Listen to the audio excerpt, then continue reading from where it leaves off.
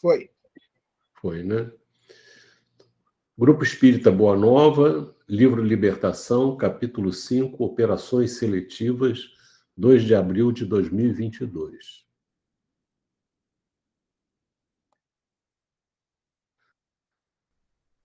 Créditos. Xavier Francisco Cândido, Caminho, Verdade e Vida, pelo Espírito Emmanuel, 27ª edição, Rio de Janeiro, FEB, julho de 2006. Xavier Francisco Cândido, Libertação, pelo Espírito André Luiz, 31ª edição, Rio de Janeiro, FEB, julho de 2008.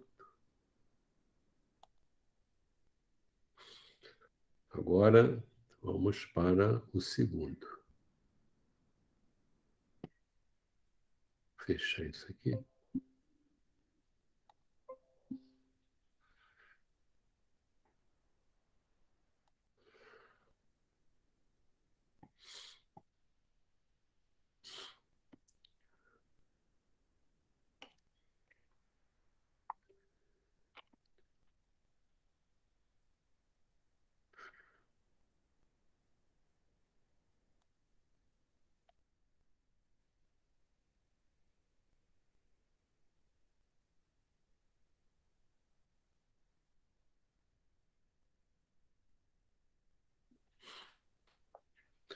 Então, vamos ler a nossa mensagem. Eu vou pedir para o João Emílio ler. Pode ser, João Emílio? Você lê. Pode sim. Aí depois a gente faz a prece. Aí a gente faz 2 comentários, tá bom? Vai lá. Legião do Mal. E perguntou-lhe, qual é o teu nome? Ao que ele respondeu, Legião é meu nome, porque somos muitos. Está em Marcos, capítulo 5, versículo 9.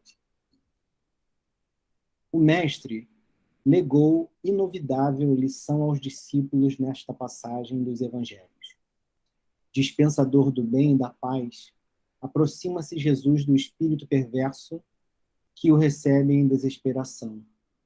O Cristo não se impacienta e indaga carinhosamente de seu nome, respondendo-lhe o interpelado: chamam-me Legião, porque somos muitos. Os aprendizes que o seguiam não souberam interpretar a cena em toda a sua expressão simbólica.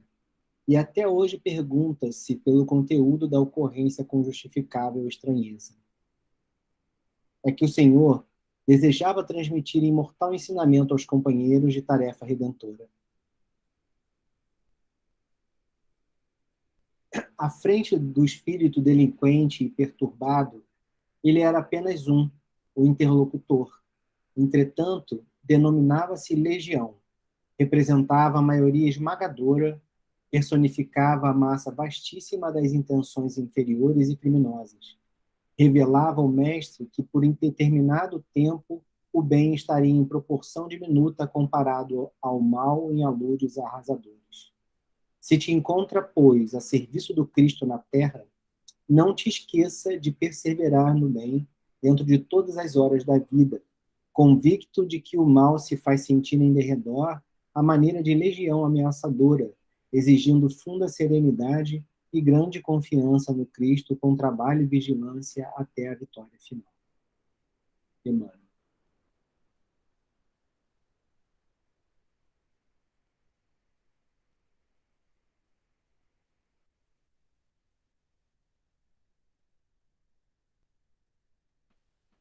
Acho que está no mudo, Vanderlei.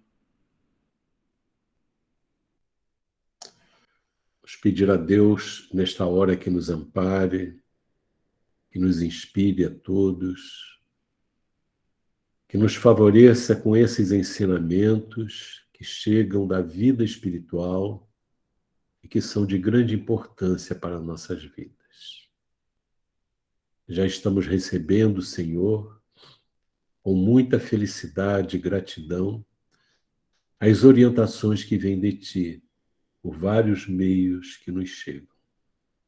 Queremos envolver nesta hora todos os nomes que foram citados no início da reunião e todos aqueles que estão em nossas anotações para as vibrações, no sentido de ajudá-los, fortalecê-los, fortalecer a fé de cada um, fortalecer a vontade de prosseguir, de seguir, de enfrentar todas as adversidades. Queremos envolver o nosso companheiro Valteno, que aniversariou ontem, que ele e a sua família sejam beneficiados pelo teu amor, Senhor. Rogamos ainda pela humanidade inteira, pelo nosso país, pela nossa cidade, pelo mundo. Há tanta necessidade, Senhor. Sabes melhor do que nós quanto as criaturas sofrem e, em grande parte, em virtude dos próprios equívocos, das próprias decisões infelizes. Ajuda-nos assim e a todos, Senhor, para que possamos respirar num clima mais elevado, um clima de paz, de esperança, de esforço no caminho do bem. Graças te damos, Senhor, e dá-nos a tua permissão para darmos por iniciada a nossa reunião desta tarde. Obrigado, Senhor. Você pode comentar? Posso.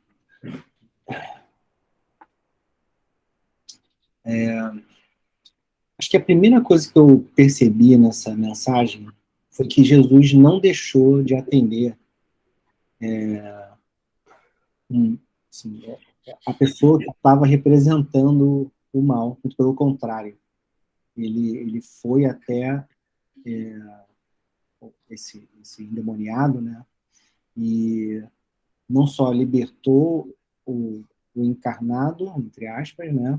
Que só a pessoa consegue fazer isso, mas também foi, assim, foi caridoso ali com, com os ensinamentos que ele precisava dar também para os discípulos e para o espírito que estava sendo, de alguma forma, doutrinado.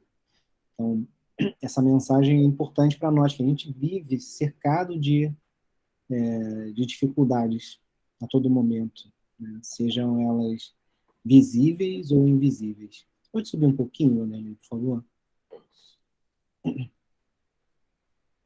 Então, e aí, dentro dessa mensagem tem uma série de ensinamentos de como a gente tem que lidar com as situações, né? Como que o Cristo se coloca naquela situação, como é que ele lida com tudo. E a outra coisa que eu percebi foi que quando ele responde que é uma legião, é, é mais ou menos isso que a gente vê, né? Que a quantidade de pessoas ainda mais tendenciosa ao mal do que ao bem é bem grande, né? E o mal, além de tudo, ele é muito barulhento, né?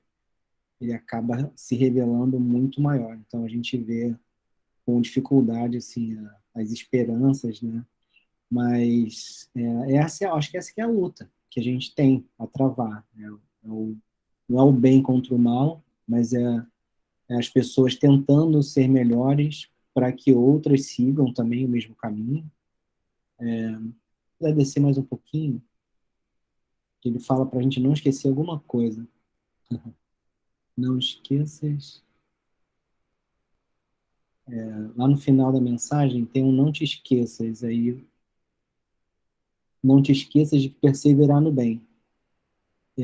Porque essa é uma luta toda, para nós. Vencer as nossas dificuldades é difícil. Isso também acontece com espíritos que estão envolvidos por essa legião de espíritos ainda ameaçando a vitória do Cristo, né? Então a gente tem que ser compreensível também de alguma forma para não alimentar mais essa violência. Pelo contrário, né? Pelo bem, pela atitude no bem, serenidade, confiando que Jesus está ali conosco, essa vitória, né, no sentido de que todos ganham, né, não é uma derrota, muito pelo contrário, a legião do mal, quando se converter ao bem, todos vamos ganhar. Então, é um trabalho nosso, para nós e para eles. É isso.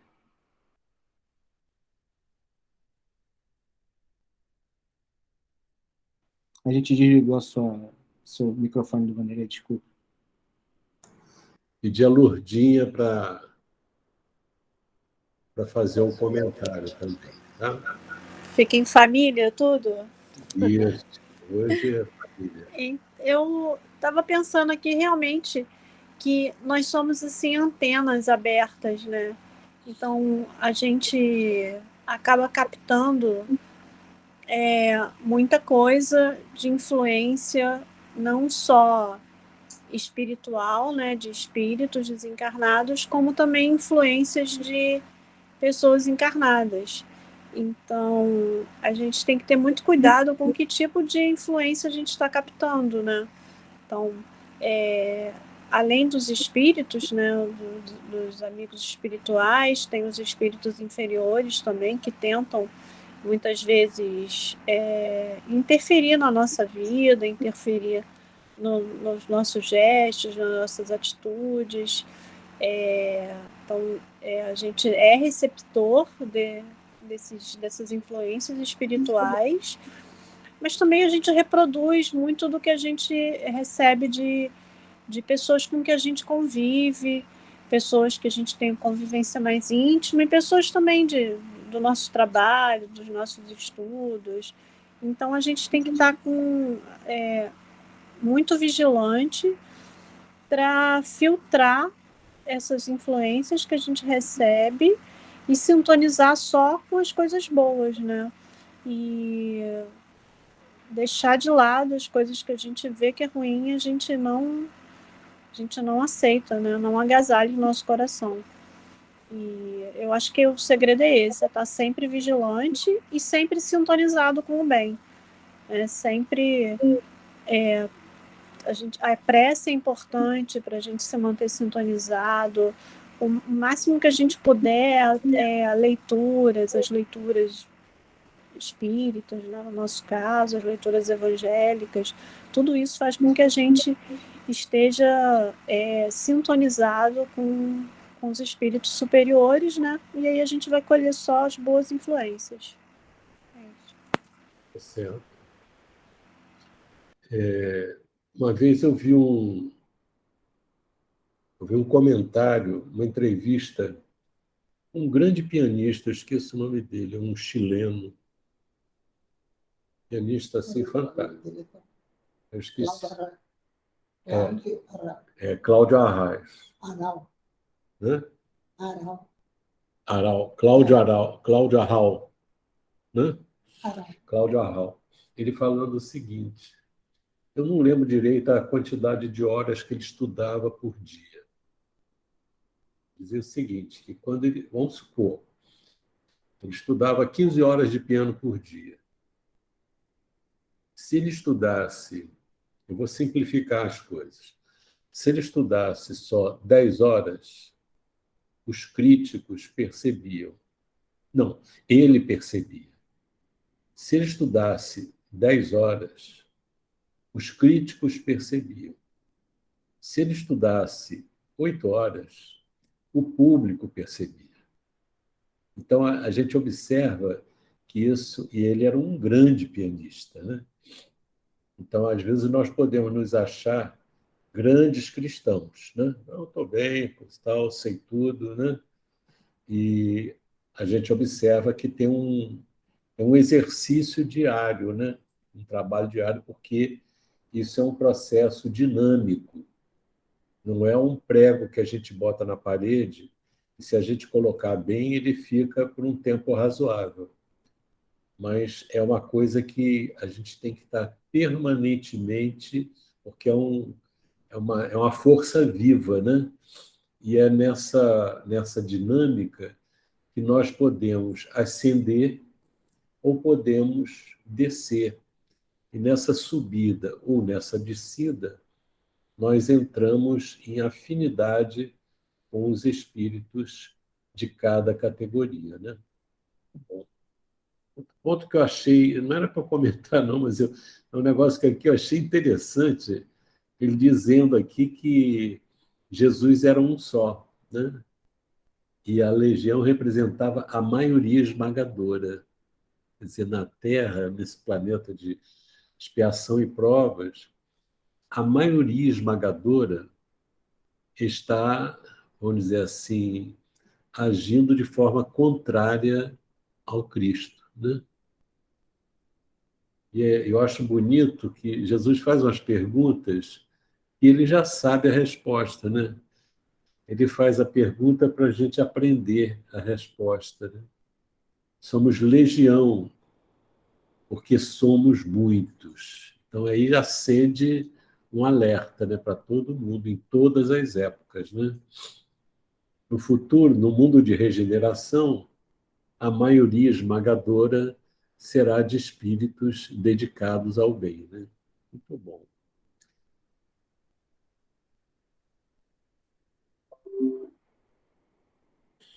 Vamos agora para o nosso texto, né?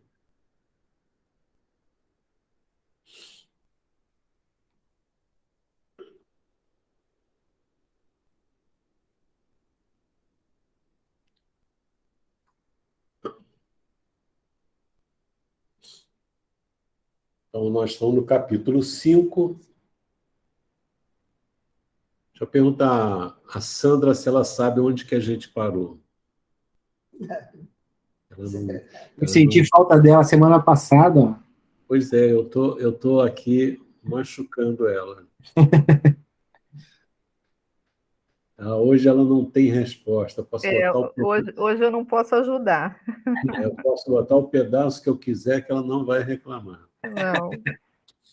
Então vamos lá.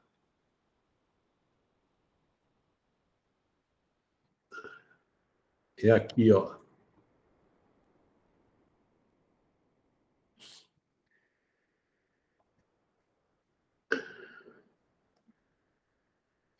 Vamos ter que ler, simplesmente sem comentar, uma parte anterior para a gente entender o desdobramento ali, né?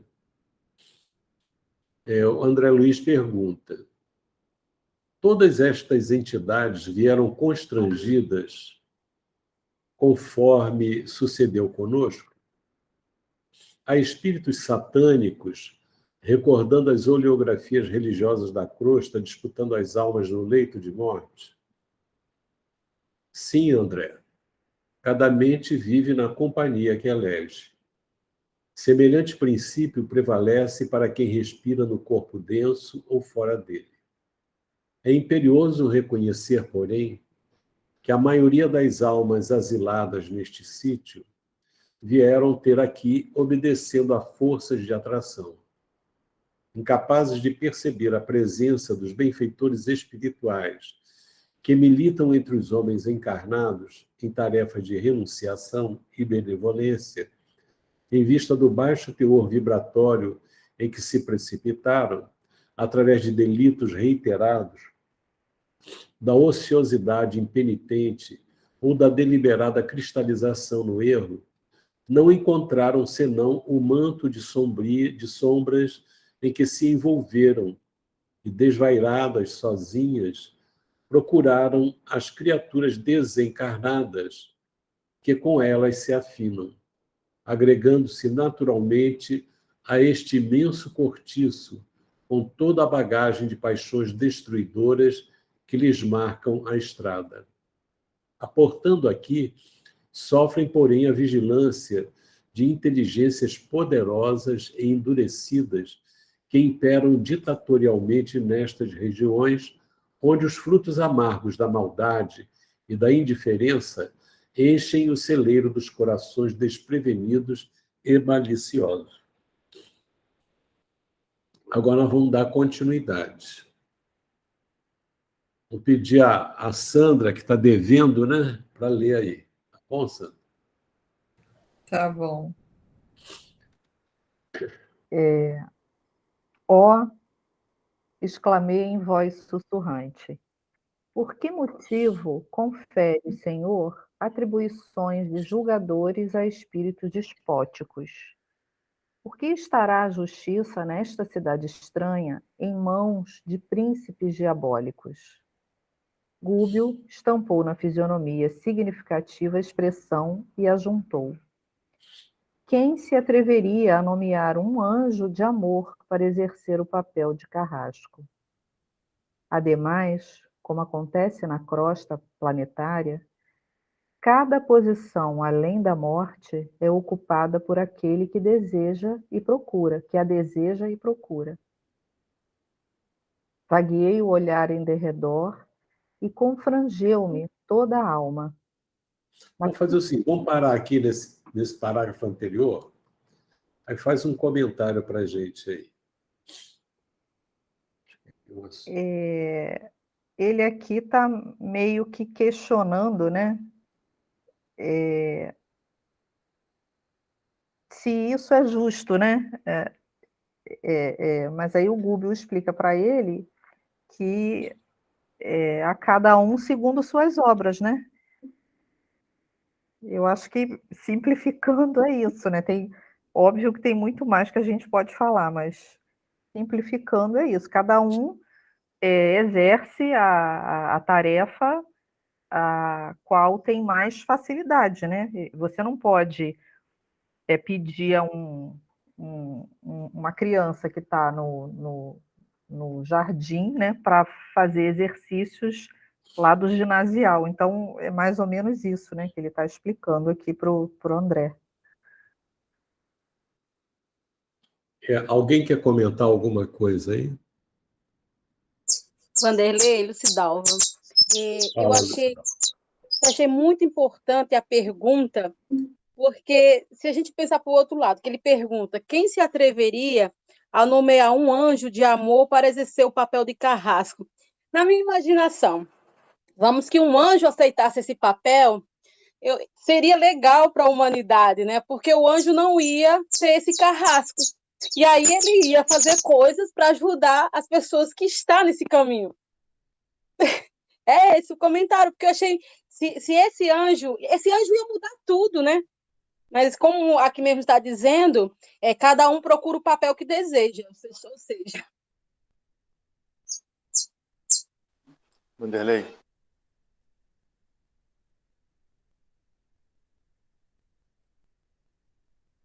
Oi, tá sem som, hein?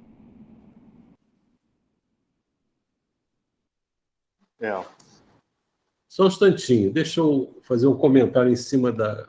Você vai comentar sobre o comentário dela? Também. Então comenta. Tá. Assim, o que eu me lembrei foi de uma situação que a gente passou no ESD, onde a gente hipoteticamente pensou na possibilidade da gente ir para um planeta bom, um planeta já desenvolvido no aspecto da bondade, do progresso dos espíritos. E aí, a nossa reflexão foi que a gente não iria se sentir ambientado no planeta daquele, porque as nossas más tendências não encontrariam, né, digamos assim, não encontrariam ressonância, né? A gente não teria condições de sofrer as imposições para a gente aprender no sentido que tinha que ser melhor para nós. Então, analisando esse quadro que André Luiz estava comentando, a estranheza dele de que Deus permite que entidades despóticas cruéis fizessem, digamos assim, esse papel de fazer sofrer aquelas criaturas, eu entendo que, na verdade, uma questão de afinidade, de sintonia, de atração mútua, né, habilita que aquelas criaturas se sujeitem àquela imposição de crueldade, tá? Não porque é castigo de Deus, mas foi porque é uma correspondência da necessidade delas por conta daquilo que elas construíram para elas mesmas. É como se elas elegessem, por vontade própria, aquelas entidades de corretores, de julgadores, de condenadores, né?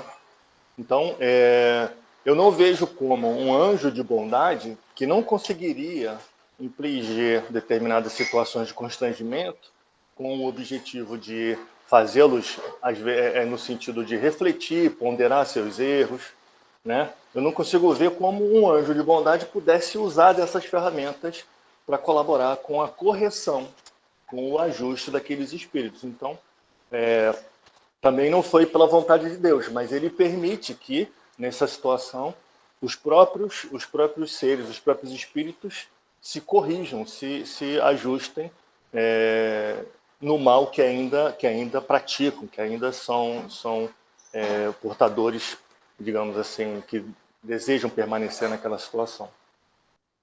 Tá bom, muito bom. Alguém mais quer comentar?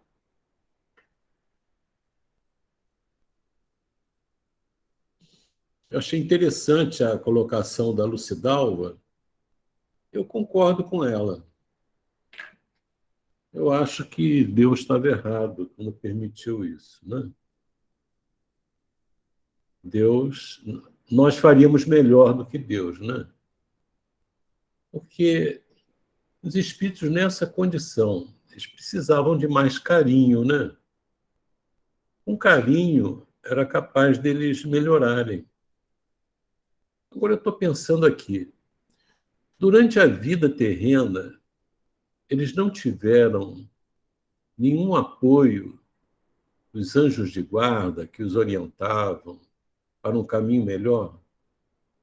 Vamos ver o que tem lá em cima. Olha só.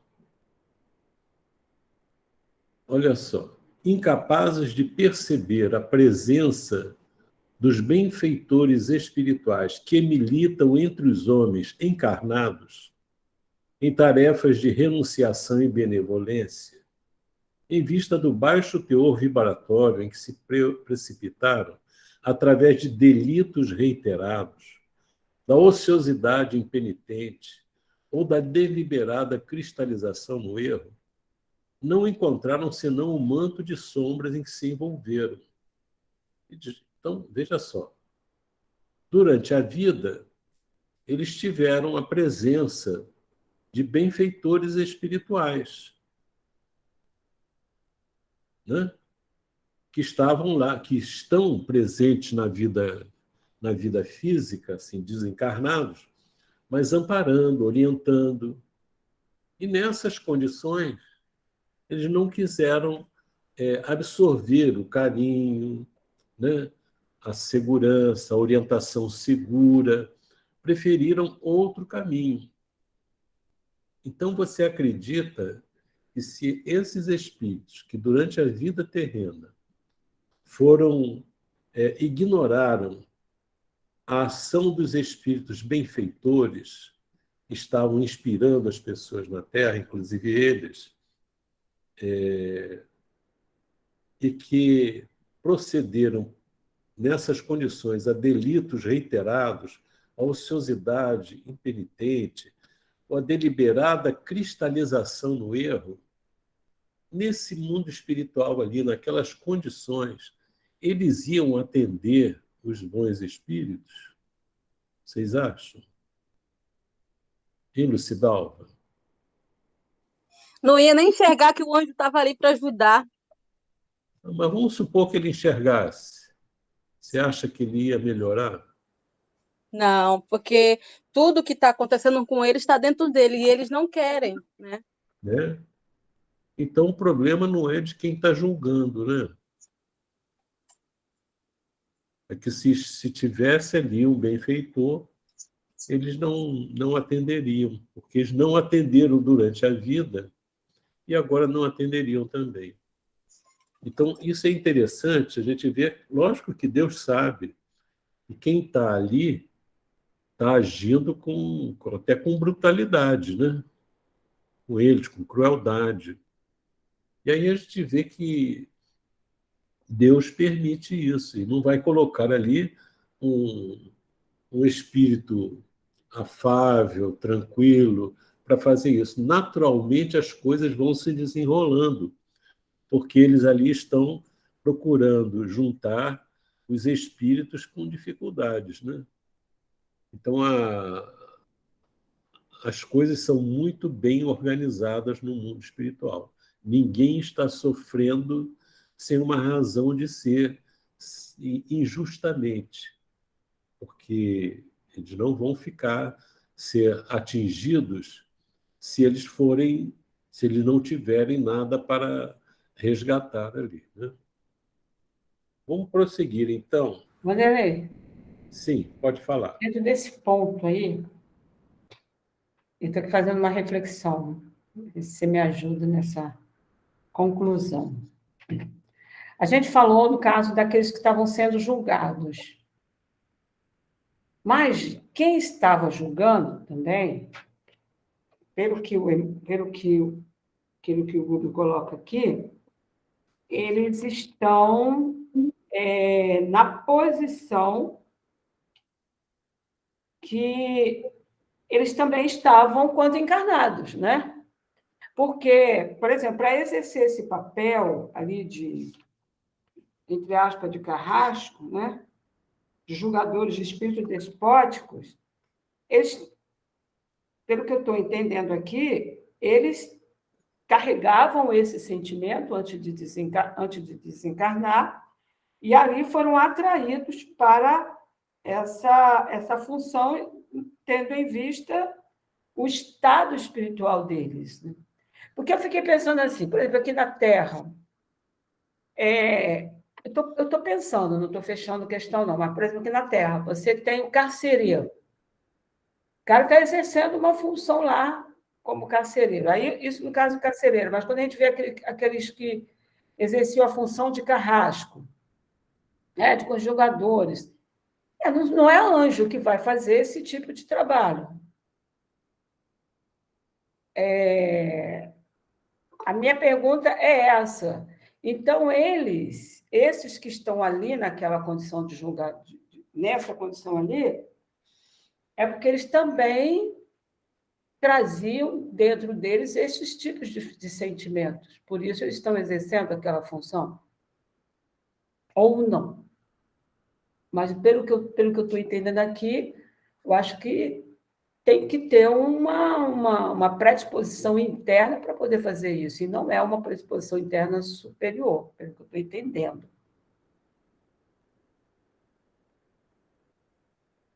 Você vê que ele diz ali, ó, eles chegam no mundo espiritual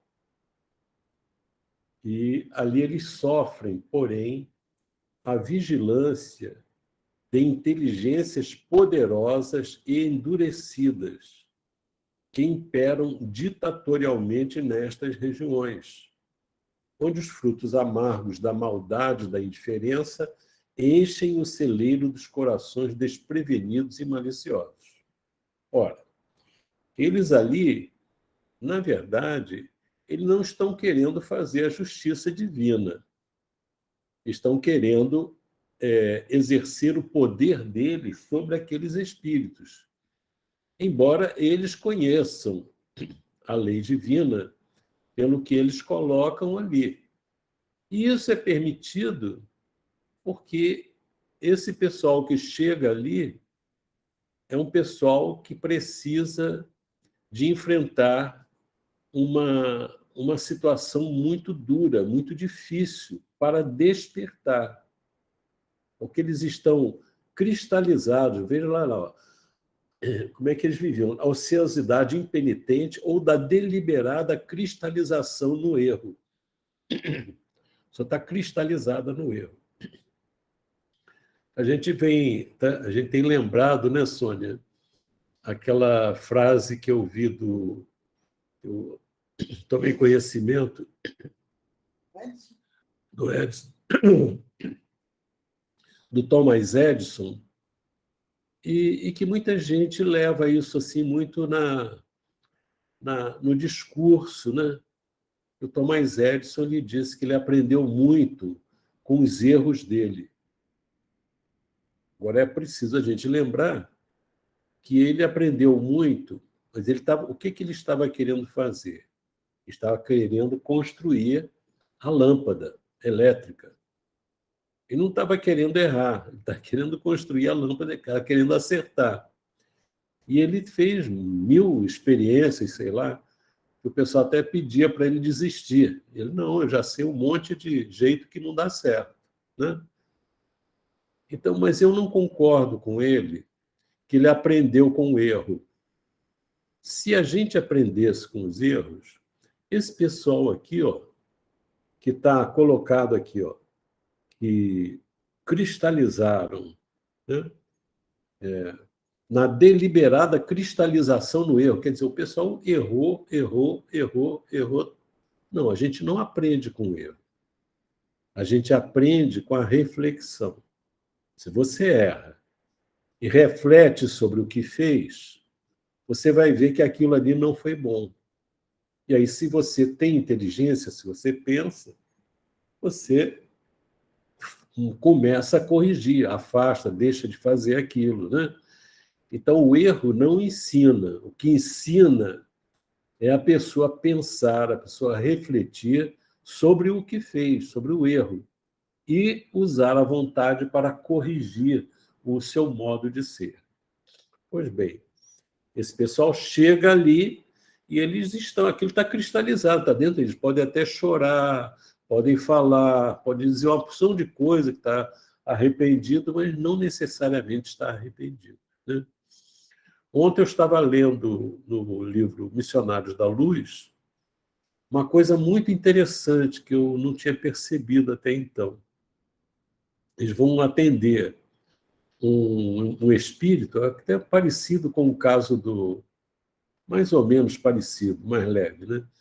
O caso do Gregório, uma mãe que pede ajuda ao Alexandre, ele é um espírito já em condições avançadas, né?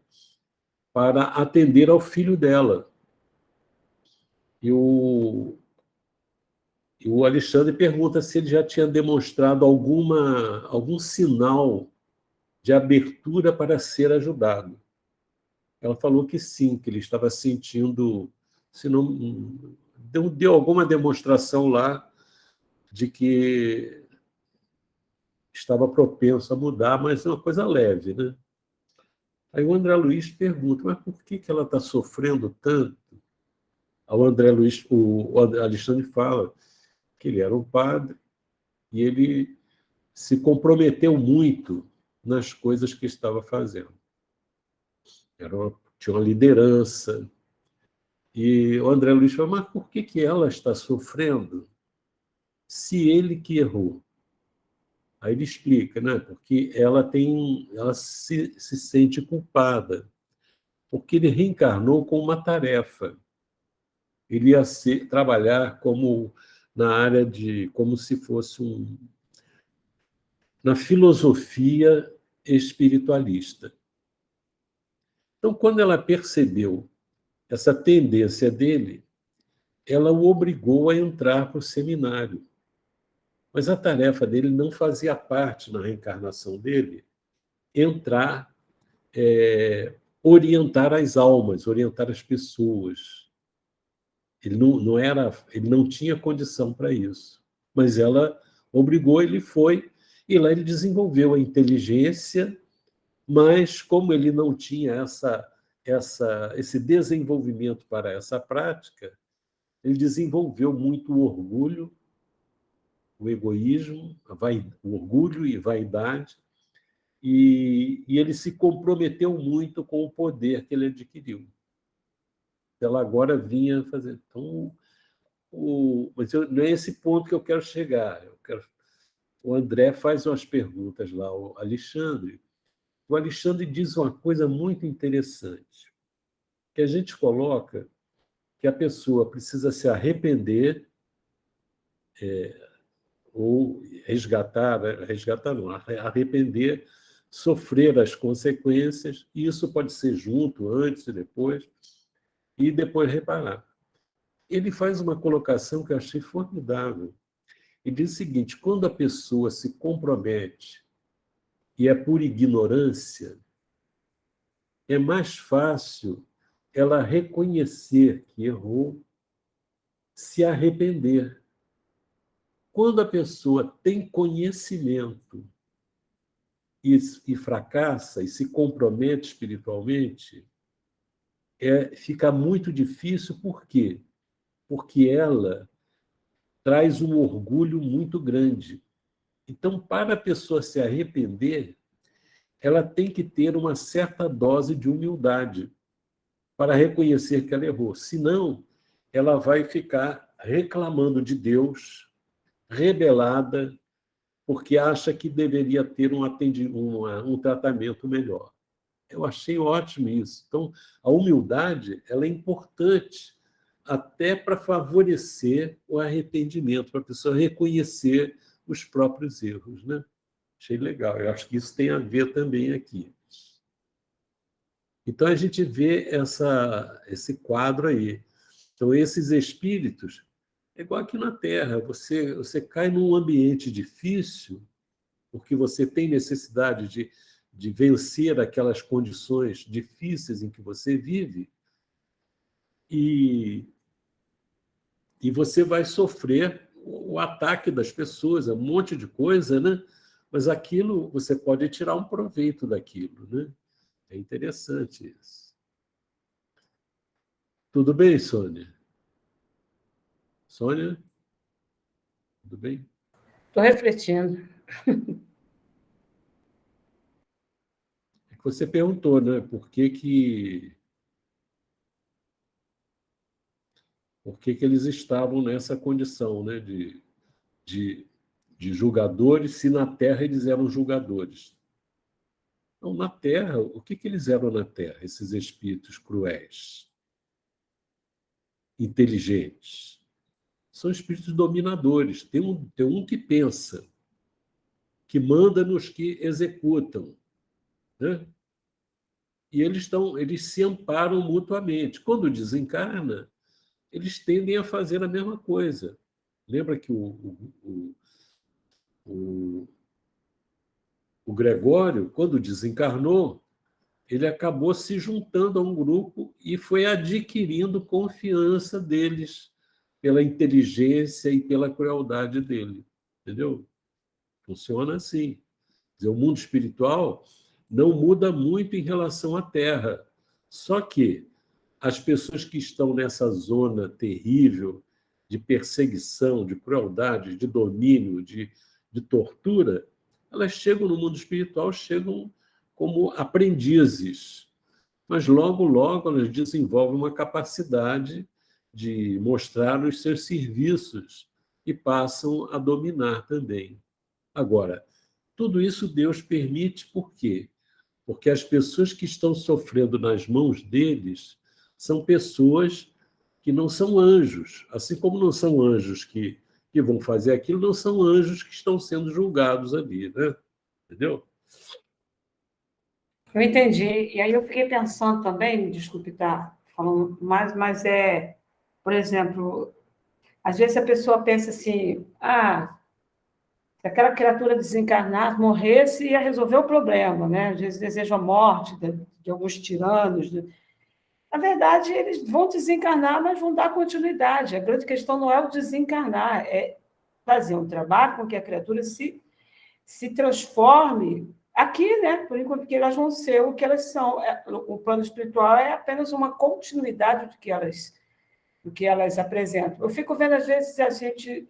Não, que tem que matar o bandido, que tem que matar não sei quem, tem que matar aquele... Enfim, né? Essas expressões que a gente ouve, né? Que vai resolver, etc. e tal. Não vai. Vai matar e eles vão ser agregados aí a esses locais e vão continuar fazendo as mesmas coisas, quiçá com mais liberdade também, né? Exatamente. A gente tem que matar, vamos dizer assim, eliminar o mal com L, não o mal com U. Porque eliminando o mal com U, a gente não acaba com o mal com L.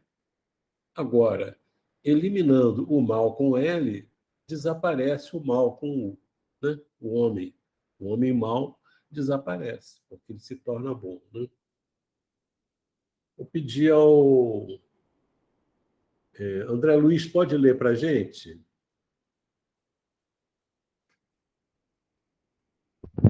Oi, Vanderlei, posso sim. Só estou me ajeitando aqui, acabei de chegar em casa. Tá bom.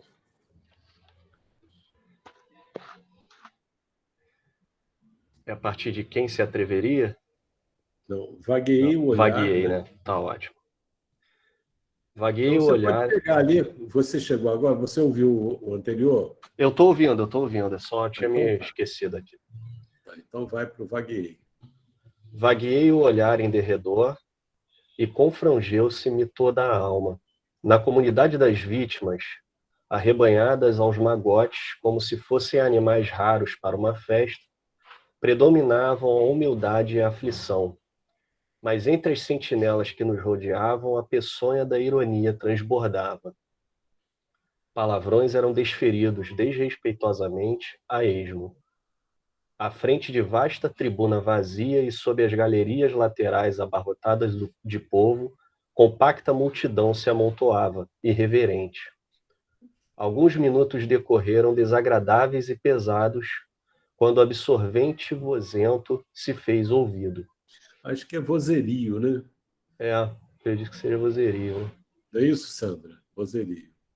É isso mesmo. Os magistrados, lugar para os sacerdotes da justiça. Procurei a paisagem exterior, curiosamente, tanto quanto me era possível, e vi que funcionários rigorosamente trajados à moda dos lictores da Roma antiga, carregando a simbólica machadinha, faces, ao ombro, avançavam, ladeados por servidores que sobraçavam grandes tochas a lhes clarearem o caminho. Penetraram o átrio em passos rítmicos, e depois deles, 7 andores sustentados por dignatários diversos daquela corte brutalizada, traziam os juízes, esquisitamente ataviados. Tá. Vamos parar aí, vamos comentar isso aí. A gente vê a repetição do que um dia, provavelmente, eles viveram enquanto encarnados aqui na Terra, né? Toda essa questão do poder, a gente vê eles sendo carregados, eles sendo apresentados, né, chamados, e a gente percebe que aqueles espíritos que estavam ali para serem julgados, que eram muitos, né, e ainda ele diz que como se tivessem outros espíritos ali para assistir, né, que não seriam julgados, mas que estão ali para assistir. Então a gente vê que tudo era como se fosse um grande espetáculo, né, desses espíritos que se colocaram em lugar de julgadores para julgar esses outros espíritos, mas tudo dentro de um grande espetáculo, né, mostrando que eles que têm o poder, né, trazendo toda essa questão da vaidade, do orgulho, né. Para mim, o que ficou muito, muito destacado foi isso, né? Vendo todo esse cenário, né? Eles sendo carregados à moda antiga, sendo apresentados ali.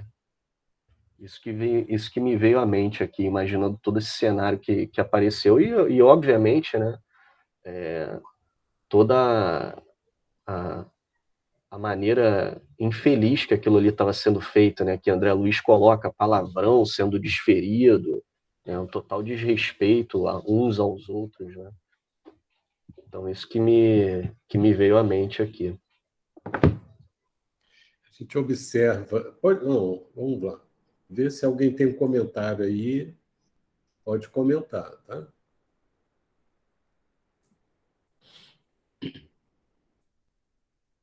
Que às vezes a gente pode ver um ângulo assim que desperta a nossa atenção, né? E que às vezes escapa de cada um de nós.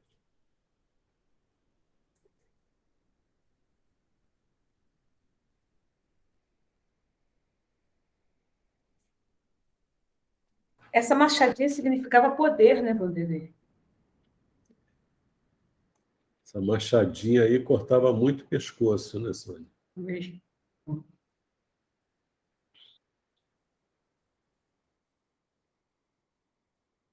Mas é o poder. A gente observa aí o seguinte: isso aí é o chamado rito da imagem. Nós vivemos muitas vidas E, ao longo dessas vidas, as pessoas poderosas, elas se apresentavam de alguma forma. E isso fica gravado na mente da gente. Então, quando eu estava lembrando aqui, lá no Congresso, né? Eu estava lá numa comissão lá assistindo, né? Uma comissão lá. Um deputado falou assim, o pessoal reclama, pois é, nós aqui embaixo, quer dizer, a comissão ficava embaixo e o presidente da comissão ficava em cima e os dois do lado dele. E eles tomavam, o pessoal falou, os deputados falaram assim, tinha deputado e senador, né, na comissão mista. Aí eles começou a reclamar da diferença entre eles, assim, brincando, né?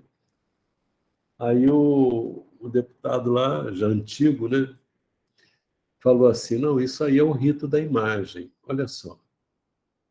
O poder fica lá em cima, o presidente e os secretários, os deputados também, né? Vice e o outro. E nós ficamos aqui embaixo. E era realmente assim, para mostrar quem é que está com poder ali. O cafezinho, os que estão lá em cima tomavam o cafezinho em xícaras. E os que estavam embaixo, os deputados também, tomavam em copo de plástico, né? Então, é tudo para mostrar que a autoridade é lá de cima. Isso aí, essas vestes aí que eles falam, você vê, por exemplo, lá no Supremo, os juízes todos botam a toga, né? Aquilo ali é uma coisa que impressiona, não é uma pessoa comum. Ela é uma pessoa comum, mas a roupa, como que você encara aquilo, você vê, poxa, é diferente. Então, você vê que eles se apresentam aqui, todo esse ato todo aí, com a roupa deles, os passos rítmicos, os guardas, aquele troço, é uma coisa que impressiona e que amedronta, faz as pessoas se submeterem a eles. Tira, por assim, qualquer pensamento de reação. Não vai ter. Né? Ô, Vanderlei, Sim. eu vou falar aqui do celular porque o meu computador não está querendo ligar de jeito nenhum. Mas eu acho que isso, de alguma maneira, a gente também vê na sociedade, né? Porque as pessoas que se... Mas elas perseguem essas diferentes posições do ter, do aparentar, de tido, para achando, com a ilusão de que isso é que nos faz ter valor. Eu acho que quando a gente chega no mundo espiritual, a gente tem um solavanco, cai em si, um choque muito grande, em ver que o que realmente nos eleva, nos faz ocupar uma posição de segurança, de legítima, é muito longe daquilo que se investiu, ao contrário do investimento nesses aspectos, né, superficiais.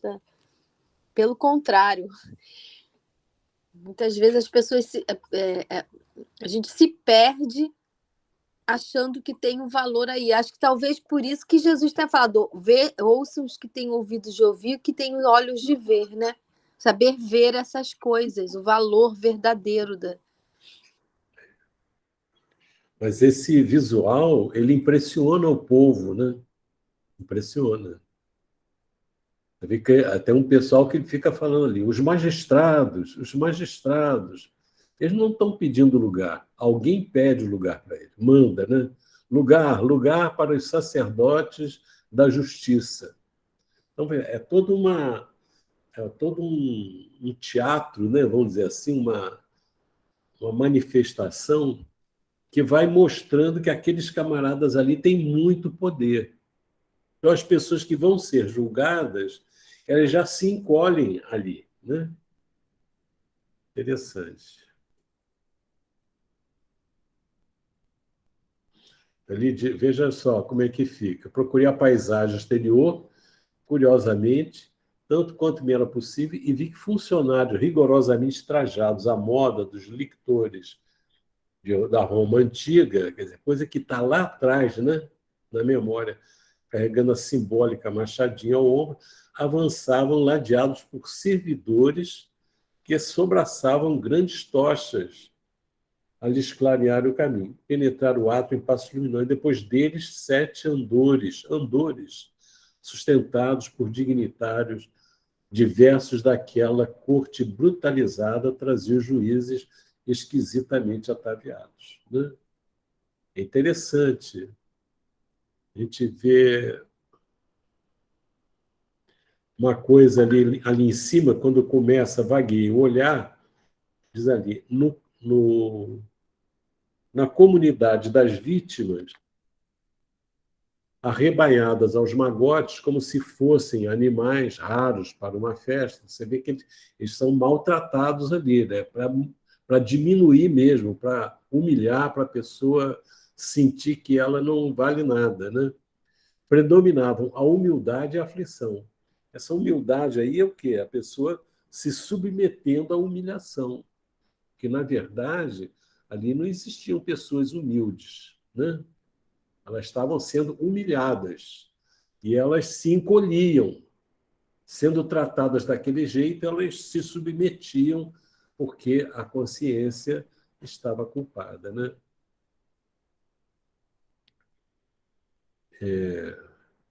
Agora eu entendi melhor. Entendeu? Você quer continuar lendo, Salete? Posso continuar? Mas, peraí, eu tô lendo pelo celular, tá? Então, talvez eu possa não ver alguma coisa. Eu procurei a paisagem exterior, né? Isso. Procurei a paisagem exterior, curiosamente, tanto quanto me era possível, e vi que funcionários rigorosamente trajados à moda... Já viu isso, né? Já viu. Acho que é o... É o que solenidade. Que solenidade, né? Que solenidade religiosa era aquela? As poltronas suspensas eram em tudo idênticas à sédia gestatória das cerimônias papalinas.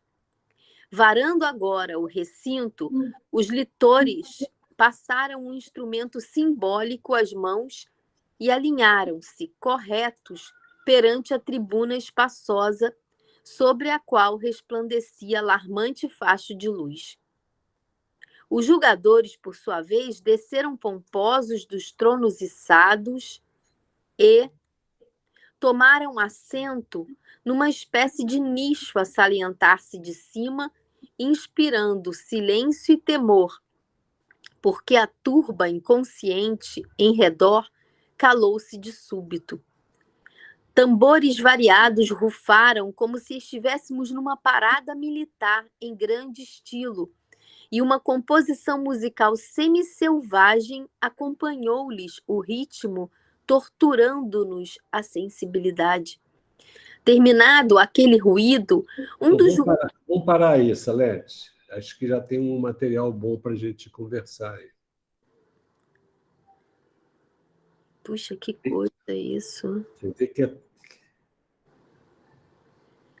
Ele pergunta, então, que solenidade religiosa era aquela, né? Aí descreve que as poltronas suspensas lembravam a um ambiente de cerimônias papalinas da igreja, não é isso? Do clero. Da igreja, exato. E, varando agora o recinto, os litores passaram um instrumento simbólico às mãos, alinharam-se corretos perante a tribuna espaçosa, sobre a qual resplandecia alarmante facho de luz. Eu não entendi isso. Como é que resplandecia alarmante facho de luz ali? Interessante isso. Não sei. Eu vou continuar falando o que eu li, mas... Veja só, ele está descrevendo, né? Ele está descrevendo. Aí está dizendo que os julgadores, eles desceram pomposos desses tronos içados, esses tronos suspensos, né? E tomaram assento numa espécie de nicho a salientar-se de cima, inspirando silêncio e temor, né? Impondo, ainda com aquele aspecto de impondo temor, o respeito pelo temor, né? Porque a turba inconsciente em redor calou-se de súbito. Essa turba se calou. Aí tambores variados rufaram como se estivéssemos numa parada militar em grande estilo. Agora, essa é interessante, essa parte. Uma composição musical semi-selvagem acompanhou-lhes o ritmo, torturando-nos a sensibilidade.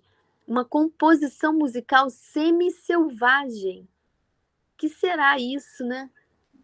Lembrei até do funk. Será? É isso aí. E eles sentiram, torturando-nos a sensibilidade. Eles estão acostumados lá na coluna de Nosso Lar, né? Tem um compromisso de todo mundo vigiar os pensamentos, as palavras, as atitudes. É de responsabilidade de todos manter o ambiente sempre elevado, tem a hora da prece, todos têm que trabalhar, têm que estudar. E chega num ambiente dessa composição musical feriu a sensibilidade deles, né? Desacostumados daquela situação.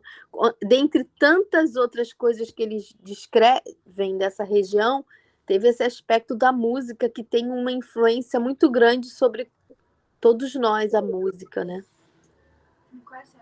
Legal. Alguém quer comentar algum ponto? Não, zero medo.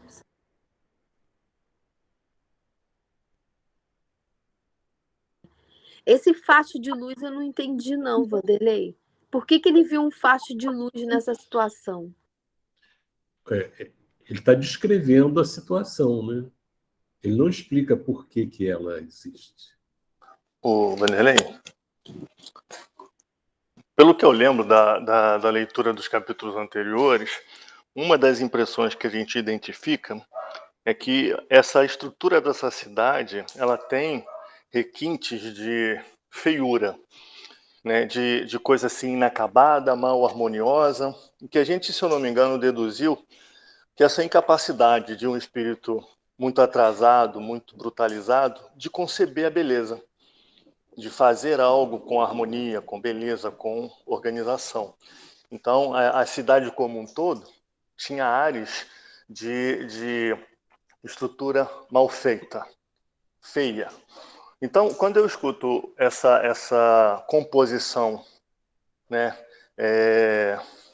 eu esqueci a descrição dela, como foi feita, mas me remete a essa incapacidade de algo fazer de bonito, de belo, né? Porém, como o barulho e a forma enfática de também impor temor, eu acho que a característica desta composição está mais nesse sentido de fazer com que ressoasse no íntimo daqueles presentes aquela imponência e, principalmente, aquele ar digamos assim, de poder supremo, de algo que amedronta, né? Que fere, que constrange, né? Agora, a estrutura de andores me remete àquele tempo antigo lá dos romanos, onde o poderio também era exercido e demonstrado desta forma, né? Onde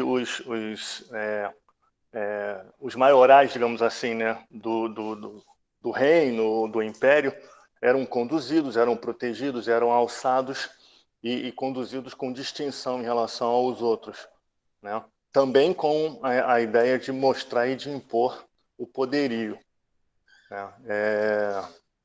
Bem, eu acho que é mais ou menos isso que me veio à mente quando a gente leu esse pedaço. Tá bom. Alguém mais quer comentar? Eu fiquei lembrando aquela cadeira dos papas, né? Eu não sei se hoje ainda tem, mas era toda aquela pompa, né? Aquilo tudo. Acho que é isso que ele fala, né? Sede gestatória. Parece, acho que é essa cadeira do Papa, né? Mas para pressionar mesmo, né? E a gente vê uma semelhança grande aí entre essas cerimônias papais e o Império Romano, né? Não é à toa que é a Igreja Católica Apostólica Romana, né? Então há toda uma transposição assim porque aquilo está na mente da humanidade. Quer dizer, a pompa, aquilo tudo, né? Tem até aquele Joãozinho 30, né? Das escolas de samba que falava, né? Quem gosta de luxo, os pobres gostam de luxo. Quem gosta de miséria é intelectual, né? Ele falava assim. Então, eu acho que até é interessante, porque muitos pobres que estão pobres hoje viveram num luxo do passado, né? Então, é interessante a gente observar essa vinculação, essa coisa parecida. E a gente observa que a música, eles não têm um propósito, um objetivo de fazer músicas que elevem o espírito. Mas a música que eles fazem atende perfeitamente ao objetivo deles, que é imprimir aquele estado. Por exemplo, quando se vai para uma guerra no passado, né? Os tambores eles tocavam, as músicas eram no sentido de desenvolver aquela belicosidade. Quando você vai para um objetivo de sensualidade, a música tem outro toque. Quando você faz para aquelas músicas da igreja, né, aqueles cantos gregorianos, eles tinham o objetivo de fazer as pessoas diminuírem as tensões sexuais que eles viviam lá dentro. Então, aquele ritmo abafado, aquela voz, aquela coisa difícil, tem esse objetivo. Então, aqui, quando coloca essa música semi-selvagem, é uma coisa que assusta, né? Que estabelece o medo e que incentiva assim, os sentimentos assim de, de fazer o outro sofrer, de ridicularizar o outro, de você sentir prazer no sofrimento do outro. Quer dizer, aqueles que estão ouvindo, que não estão sendo julgados, eles vão sentir isso, né? Uma forma disso. A gente vê nos estádios de futebol como é que aquele tipo de batida, né, de grito, desenvolve esse sentimento que acabam desbordando do lado de fora em violência, em guerra, em briga, em morte, né? Mas é o que é trabalhado. Mas para os espíritos elevados, isso tortura a sensibilidade. Mas eles lá sentem prazer naquilo, né? A frente diz que é terminado o ruído. Embora fale que é uma composição musical, essa composição soa como um ruído, né? Desagradável. Aí não é só a música, não, né? São as manifestações das pessoas também, sim. né? O tambor, né? Tudo, é um ruído também. Tá bom. Sônia, quer ler para a gente?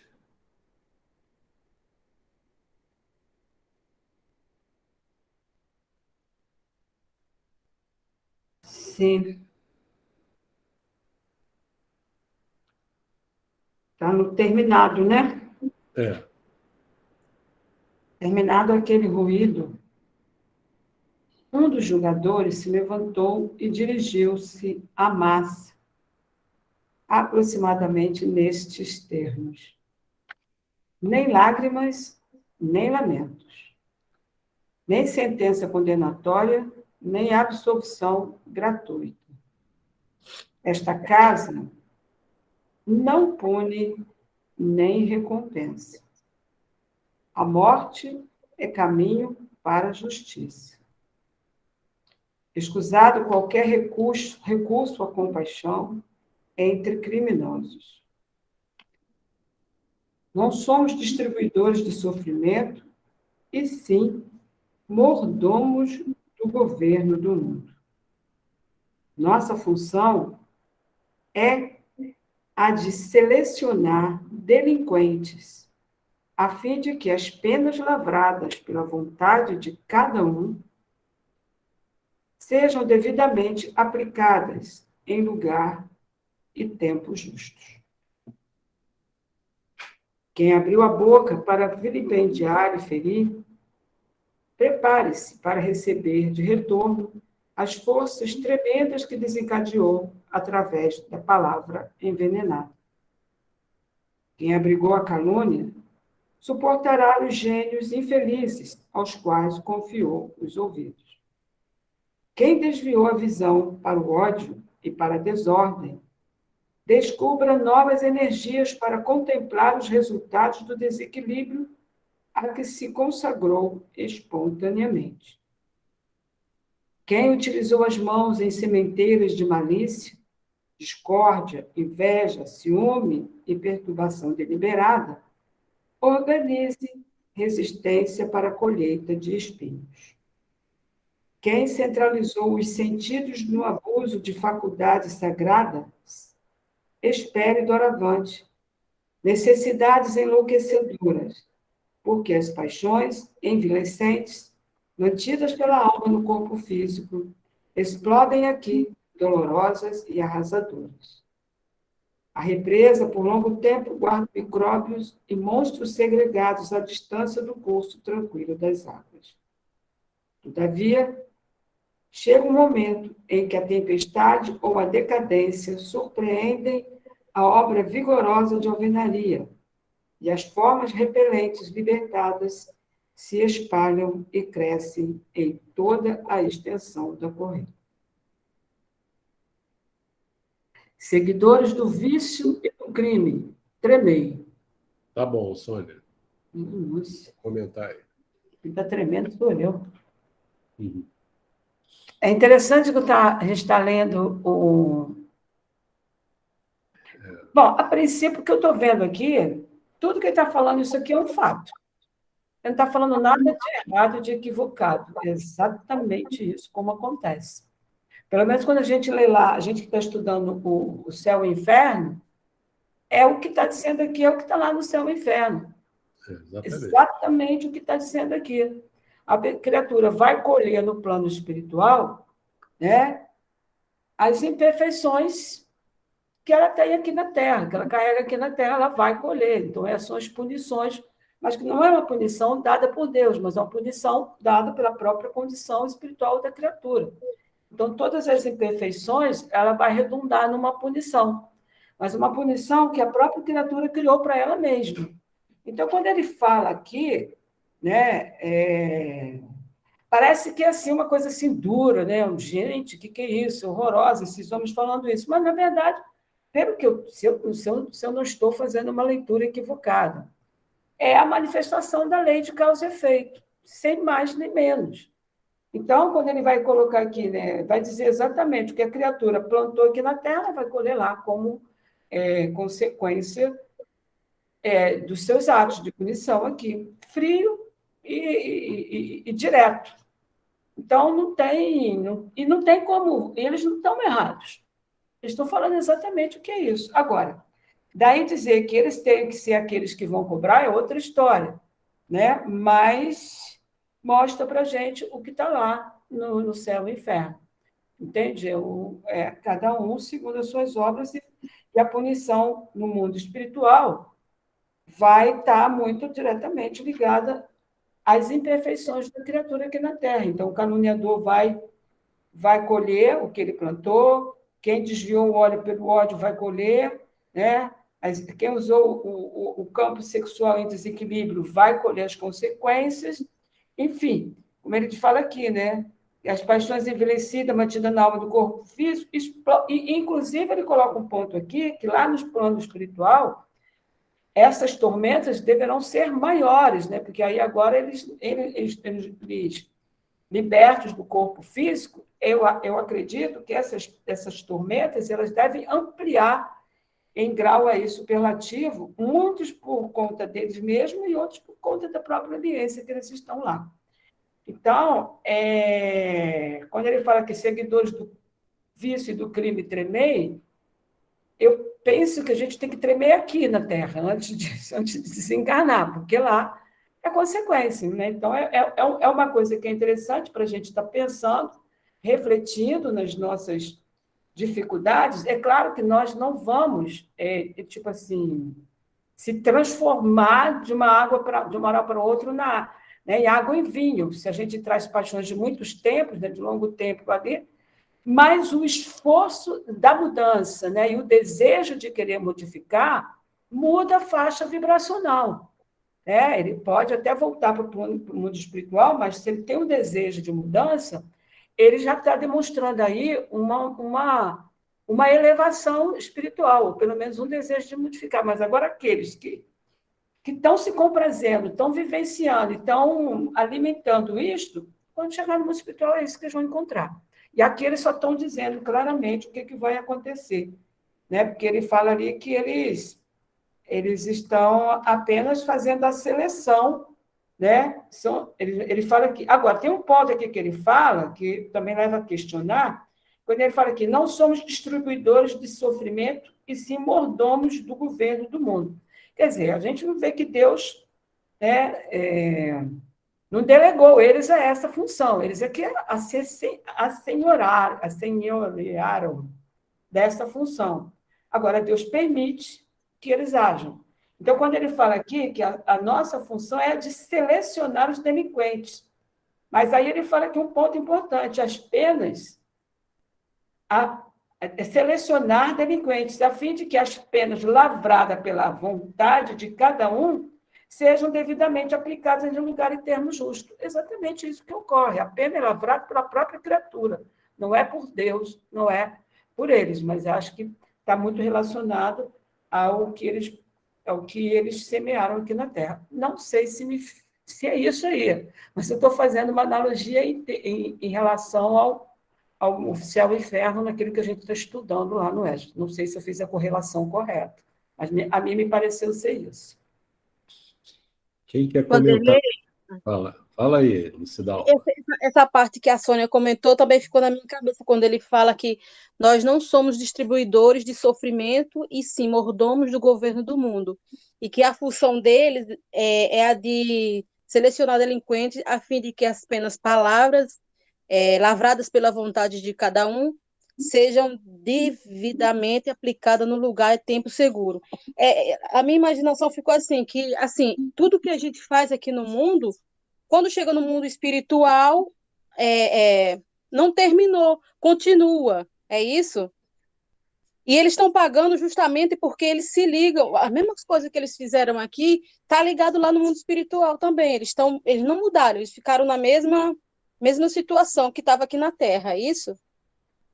Eles quem que você está falando? Os que estão desencarnados, os que aprontaram aqui na Terra. Ali só tem gente desencarnada. Qual que você está falando? Dos que estão sofrendo ali o julgamento ou dos que estão julgando? Os que estão sofrendo julgamentos. Quer dizer, eles estavam aqui na Terra, fez tudo isso, e quando desencarnaram, continuou, porque a vida continuou lá. Eles estão lá como se estivesse aqui nesse mundo, fazendo as mesmas coisas, ele não mudou. Só que a situação é diferente, né? Aqui eles tinham liberdade para continuar fazendo os erros deles. Lá não. E lá estão sendo julgados, né? Lá eles estão restritos, não é isso? E eles estão sendo julgados por uma espécie de milícia, né?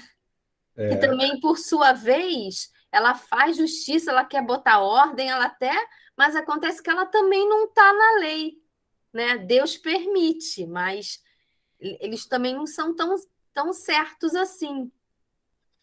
Não é isso? É um negócio interessante, né? Que eles agem ali como em nome da lei, né? E o que eles falam está certo, é aquilo mesmo. Você vê que eles estão falando as coisas que os espíritos orientam para a gente, não é isso? Ele diz aqui, olha,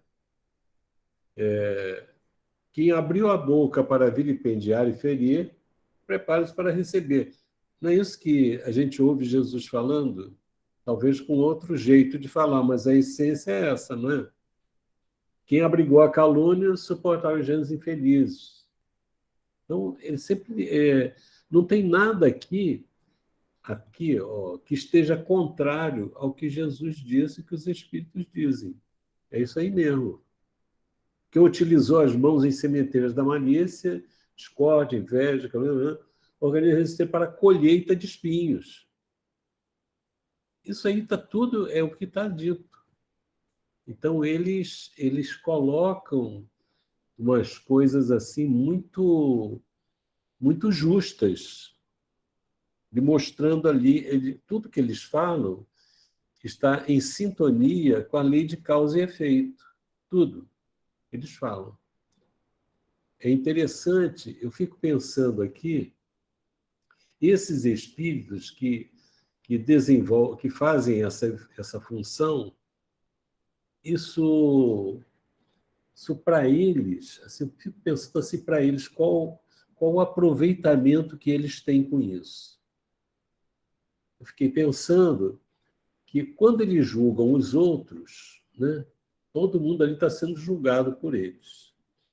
Eles desenvolvem um conhecimento profundo sobre a lei de Deus. Então, esses espíritos, reencarnando, não podem alegar ignorância da lei. Eles sabem, porque eles mesmos julgaram outras pessoas. É muito interessante isso, né? Agora, como é que se dá esse processo?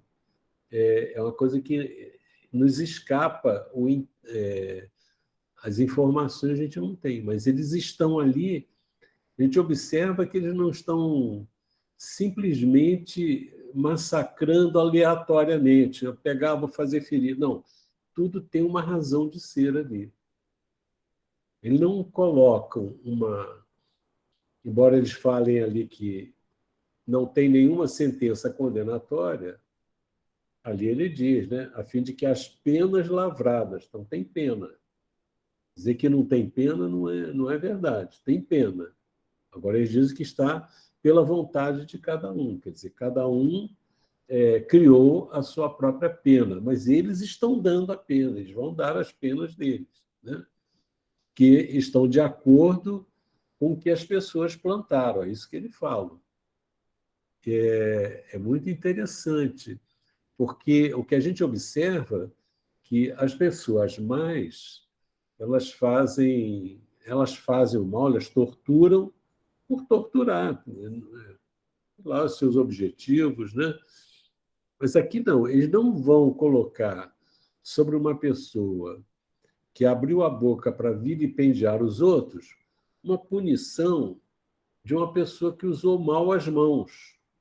Eles fazem a coisa adequada, justa, né? Então, quer dizer, eles têm, aí que a gente tem que analisar.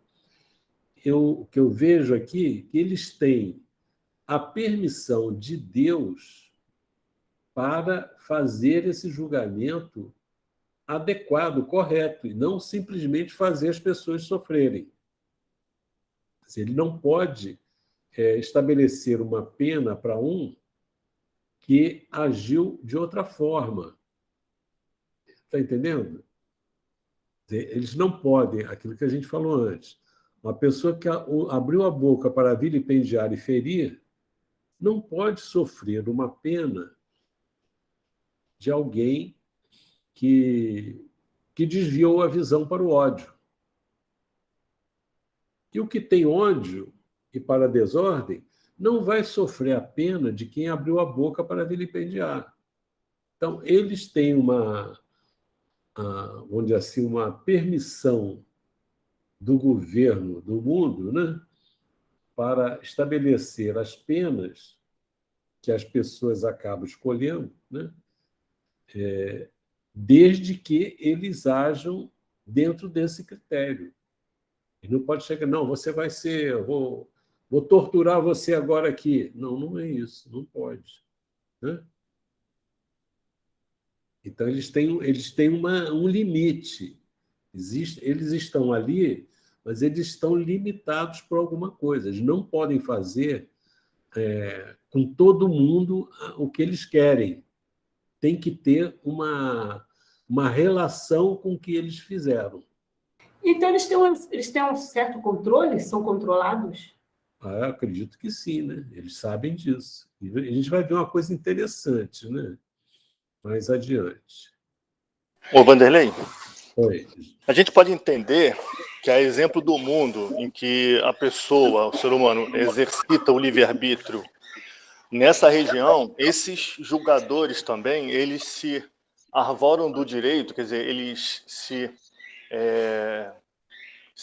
colocam na condição de realizar aquela atividade, buscam conhecimento, ganham habilidades, né, e exercitam esse papel sobre a vigilância, né, de Deus, mas muito mais pelo desejo de fazer, pela sua liberdade, do que por digamos assim, uma necessidade que Deus tem de que eles executem aquele papel. É mais a liberdade de agir, é mais a propensão e o desejo de poder que colocam eles nessa condição de jogadores. E isso, da mesma forma que no plano material, a gente também acaba sendo trabalhado, digamos assim, na condição do mundo, nas dificuldades, né, nos sofrimentos, lá eles exercitam esse papel de jogador, porque assim eles desejam. É correto pensar dessa forma? Vamos pensar aqui o seguinte: aqui na Terra, aquelas pessoas que morreram no circo, lá de Niterói, ali não morreu ninguém que não tenha feito nada errado. Entendeu? Então, as pessoas que vão para lá, elas vão passar por uma expiação que está vinculada à vida delas no passado. Ou seja, não foi nada arbitrário. No avião lá que vai cair, não entram as pessoas que não têm que cair naquele avião. Entendeu? Então, as coisas não ocorrem assim aleatoriamente, elas estão sob um controle superior.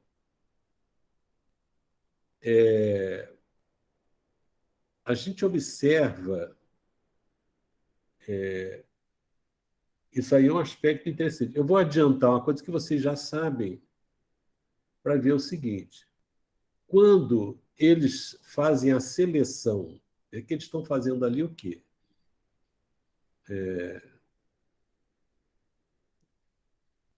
Nossa função é a de selecionar delinquentes. Isso quer dizer o quê? Eles não podem impor sofrimentos a quem não é delinquente. Tá certo? Tem um limite ali. Tanto é que o André Luiz, o Gubi e o Eloy não passam por nenhum constrangimento ali na hora do julgamento. Ou seja, eles não têm autoridade nem poder para atuar sobre aqueles que não são delinquentes. Mas é permitido a eles atuar sobre aqueles que foram delinquentes na vida terrena e continuam sendo, porque carregam com eles as delinquências, porque aquilo ali vai ser um choque para aqueles espíritos, para que eles percebam as consequências dos atos que eles cumpriram no passado. Então, ali já é uma expiação que já está em curso para eles refletirem. Veja bem, a consciência da gente, ela acusa quando nós agimos mal. Mas quando a gente age mal permanentemente, constantemente, ela não acusa mais, ela paralisa os avisos. Então, quando chega no mundo espiritual, com essas pessoas cristalizadas no crime, no erro, elas não têm, isso não vem à tona. Então, um choque desse faz com que eles percebam o que a consciência não está acusando mais, eles sejam atingidos de alguma forma por esse choque que está ocorrendo. Por isso que Deus permite, entendeu? E esses espíritos, pelo que a gente está entendendo aqui, eles não vão, vamos dizer assim, despertar com carinho, né? Com uma palavra doce. Não vão. Eles precisam de uma experiência dura.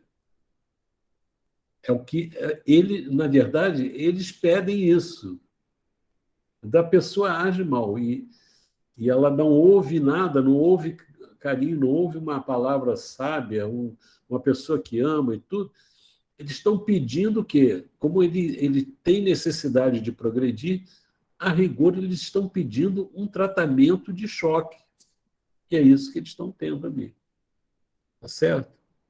O Vanderlei, quer dizer, estão pedindo limite. Esse lado é bom, assim, relativamente, assim, a gente consegue entender. Mas eu fico, assim, me cansando de pensar no papel deles, né? Porque aquela história, o escândalo.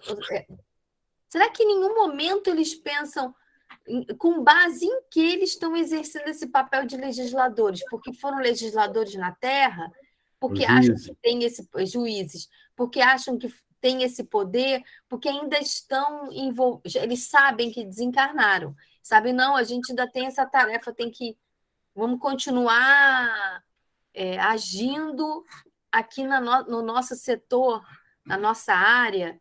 Eu acho que não é uma coisa assim consciente, não, Salete. Eu entendo que eles exercem, a tendência deles é essa. E o espaço se abre para eles fazerem, eles fazem. Você veja só, o caso do Gregório, lá com a Margarida, ele está fazendo o quê? Ele está fazendo um julgamento dela. O obsessor que vai atrás de alguém que o fez sofrer, ele está fazendo um julgamento. Deus permite? Permite. Por que permite? Porque aquele que feriu está em dívida com ele. Permite. Não quer dizer que Deus queira. Não, vai lá e faz sofrer. Não é essa a ideia. Não é esse o objetivo de Deus. Não, você está encarregado de fazê-la sofrer. Não, você está usando o seu livre-arbítrio. Mas, olha, você não pode ultrapassar. Quando a pessoa cumprir as suas dívidas, pagar as suas dívidas, ele não consegue mais. Entendeu? Mas Deus permite, porque aquilo tem um efeito benéfico para a pessoa. Poderia ser de outra forma? Seria melhor que as pessoas se perdoassem. Ele pagaria com os sofrimentos sem que o outro se comprometesse daquela forma. Mas Deus permite, mas eles também vão ter que responder pela maneira como eles estão agindo, né? Claro. Claro. Sei. Sem dúvida alguma. Porque eles ali estão julgando. Mas o que diz lá Jesus? Como é que você vê o cisco no olho do outro e não vê a trave no seu? Então, tudo que eles estão julgando agora, sereis julgados da forma com que julgardes. Isso, a consciência deles, vai exigir muito deles. Mas é a tendência deles, é o que eles querem, é o que eles buscam. Deixa fazer. Né? Os homens aqui na Terra buscam os poderes políticos do mundo. Poxa, a gente pergunta a mesma coisa, por que Deus permite isso? Primeiro, porque não tem espírito muito bom por aqui, por na Terra. Né? Deus permite. A gente vai sofrer as consequências, a ação deles, e não tem nada que a gente não esteja devendo. Né? Uma vez bom, eu não posso falar isso. Aí a gente observa que essas coisas são permitidas, mas não quer dizer que a pessoa está inspirada por Deus para fazer o que está fazendo. Ele deixa. Enquanto aquilo ali estiver nos limites dos sofrimentos que nós temos que passar, entendeu? É assim. Por exemplo, quem é que busca trabalhar na polícia? Quem gosta de exercer aquele poder ali. Então, a pessoa quer, ela vai para lá, né? A pessoa quer ser... Alguém vai se habilitar para decapitar as pessoas? Vai quem quer ser, não é isso? Quem quer fuzilar. Há pessoas que querem, elas buscam aquilo. Existem aqueles que julgam, né? É um negócio... É uma responsabilidade muito grande, né? O negócio, então, é a gente tentar o máximo possível andar de uma maneira que nós não caiamos nesses... Não, né? A gente vai cair nas mãos de juízes, né? Em última instância, nós estamos caindo nas mãos de Deus. E Sim. ninguém vai fazer aquilo que não pode fazer segundo a vontade de Deus, né? Ou seja, só vamos colher aquilo que a gente plantar, né? Exatamente. Tá bom, minha gente, já passamos a beça hoje, hein? Eu vou ser julgado hoje aqui. Não por mim. Tá bom? Então, vou pedir... Lucidalva, você faz a nossa prece, Lucidalva? Faço. Faço sim, Vanderlei.